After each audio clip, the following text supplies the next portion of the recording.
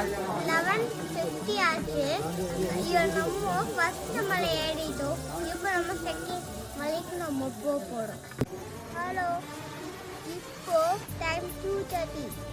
நான் வந்து ஃபிஃப்த் மலையில் ரெஸ்ட் இருக்கேன். இப்போ டைம் 2:45. என்ன பின்னாடி 7th மலை தெரியுது. இப்போ டைம் 3:50 ஆச்சு. 7th மலை ஏற ஸ்டார்ட் பண்ணி. இப்போ டைம் 4:50. நம்ம வந்து சாமியை பார்த்தாச்சு. ஓம் நம சிவாய.